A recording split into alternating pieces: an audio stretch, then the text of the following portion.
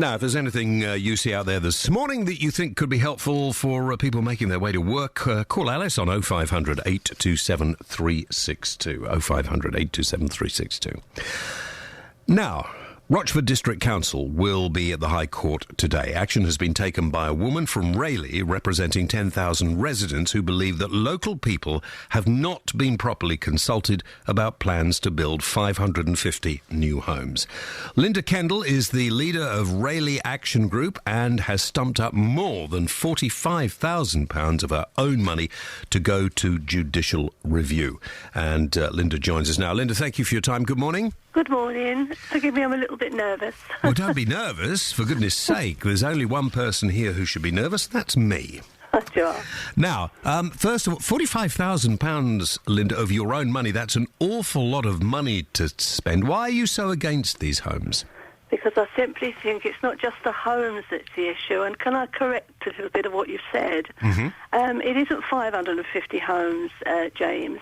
It comes to a sum total within 1 mile of this, where I live, of 1,379 homes.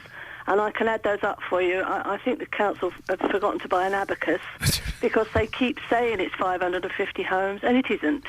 There are 279 maximum on the Royalton Industrial Estate, where they say they're going to clear 550 on the land that belongs to a former leader of the council at one time, I believe, on London Road, Rayleigh, and 500 plus on the corner of Holbridge Road in Holbridge.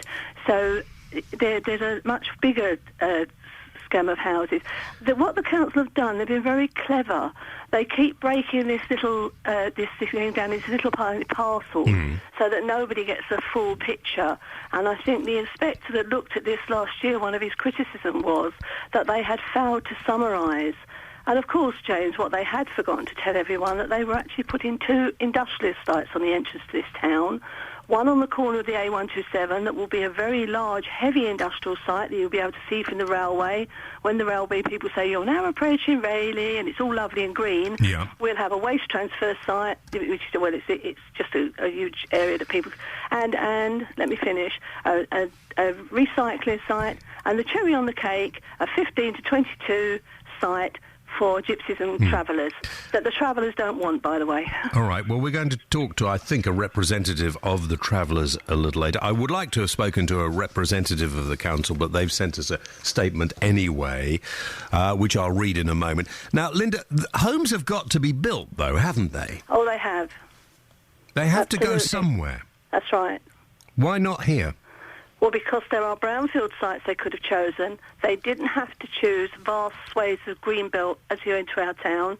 It's the last vista as you come into Rayleigh.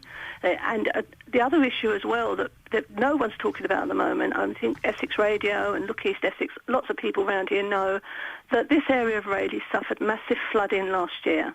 And the reason for that flooding was overdevelopment in this very close to this particular site that they're talking about at the moment. It's 100 yards from where some of the people were totally flooded out of their homes, and some of them are still displaced. I mean, people have been living in Premier Inns, they've been living in old people's homes with their children. Linda, let me tell you the statement that the council have given BBC Essex, all right? Yes, it's a very short statement from Rochford District Council. It says the council is defending a legal challenge in relation to the allocations plan. At this stage, the matter remains before the court, and until the case has been determined, the council is unable to comment further. They're not going to comment until after the review. If the review goes in their favour, will you accept that? We're not sure yet. The legal team can't really comment on that. I mean, to be honest with you, that it may be that we've lost it. We knew when we started, and I knew when I started this last June, July time, that we had a very, very small glimmer of hope that we might be able to do this, because most of this has gone under the radar. The people locally didn't know. I mean, 10,000 people, and you've got to remember, most of those names were only collected in a period of 3 weeks. The council had 7 years deal with this programme, and they've spent £2.1 million of public money doing it. Now, how comes they didn't let the people know? I'm going to say this now. When this first started, I wrote a letter to the paper and said, does everyone know what they're planning to do around here? And a lady called Patricia Putt, who is very local to me, but I wasn't really terribly familiar with her, I know her by sight, knocked on my door and said, why don't we call a public meeting? Because I've lived here 40 years and I don't know anything about this. And we spent £120 between us at that time, and we called a public meeting where I think your Vicky Irvine turned up to listen to that meeting. And we did say at that time we might only get 20 or 30 people there because maybe we were deluded and we didn't know what was going on. All right. But the rest of everyone did. 600 turned up, James. Okay, now listen, what I think we'll do, Linda, because the High Court decision is expected tomorrow, That's right. so maybe we'll talk to you on Thursday, see how you're feeling on Thursday. That's right, and as I say, can I just mention to the listeners, we do have a website called RayleighActionGroup.org, and if they want to click on there at their leisure, they can look on that site and they can find all the issues if they go into the archive and see just what we're doing. It's also got a list of the people that are trying to help me raise some funds towards this 45,000 I've got to find. And there's a list of the people who have been kind enough to donate their £5 and £10. Linda, thank you very much indeed. Linda Kendall, leader of the Rayleigh Action Group, doesn't want these houses. 13,079, I think she said, wasn't it? Rather than 550. She says, as I said, we've spoken to the council. They don't want to talk until after this review. The decision from the High Court is expected tomorrow. Linda has spent £45,000 of her own money on this.